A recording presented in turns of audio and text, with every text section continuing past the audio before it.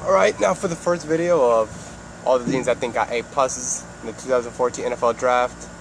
Start things off. I'll go with the team who only had, looks like a pair of 6 picks altogether.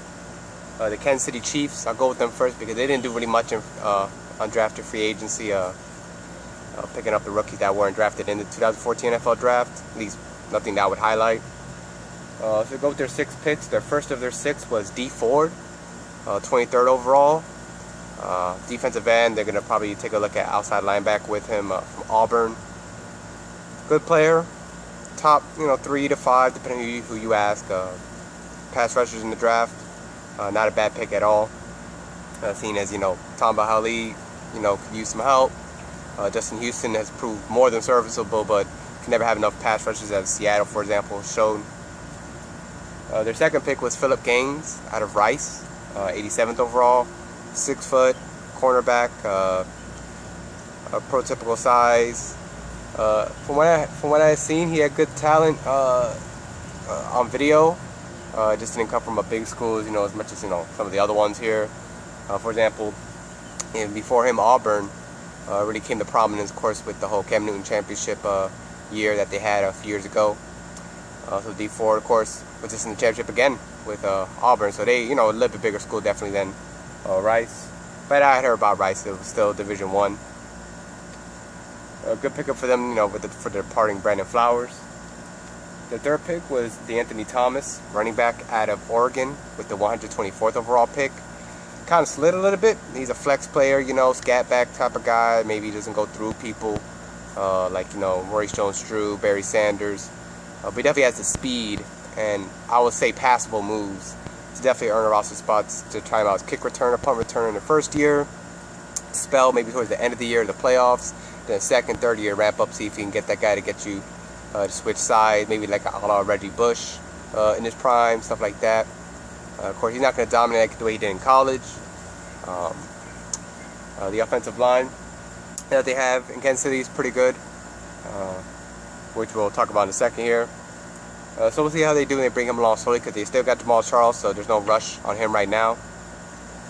Well, their fourth pick, they picked Aaron Murray, quarterback out of Georgia, with the 163rd overall pick. Great pick, really slid 162 times. People passed on him. Don't get me wrong, there's teams who like their quarterback and have guys like Tom Brady and Peyton Manning already in place. But definitely wouldn't be a bad backup, a good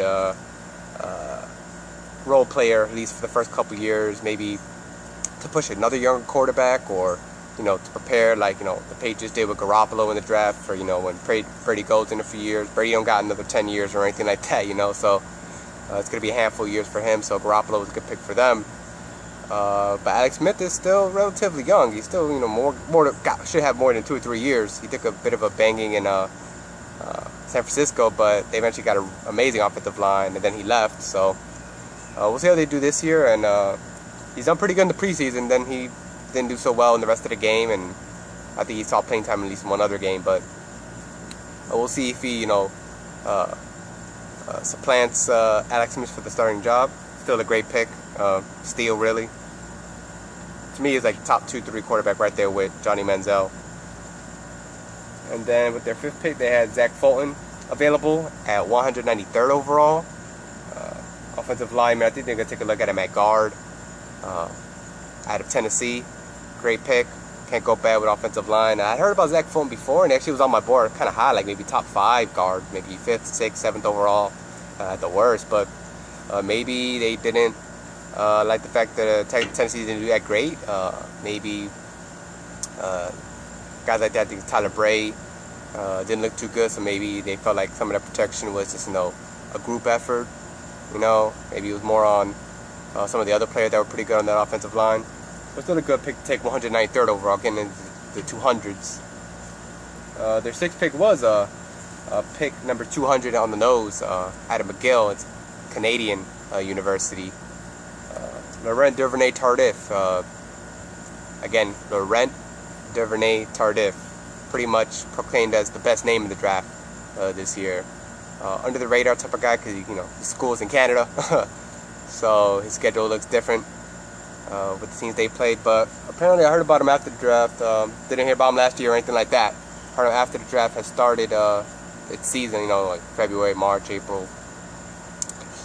And as time went on, people did grade him higher and higher and higher. Mike Mayock, a couple other guys. I'm sure Kuiper was aware and everything, but he fell pretty far. He fell 200th overall. Some people had him going. They think he could have been, I think, the tackle, offensive lineman with the most upside. Maybe that upside wouldn't match what we're pretty much going to get with guys like Greg Robertson, Jake Matthews, or what's presumed with those guys. But definitely had the most upside. His upside rating is like a 99. So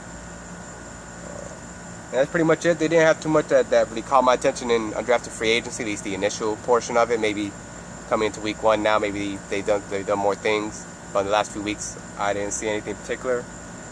Stay tuned for the next video, which is going to be the next team that I think had a pretty nice time in the 2014 NFL Draft, getting an A+.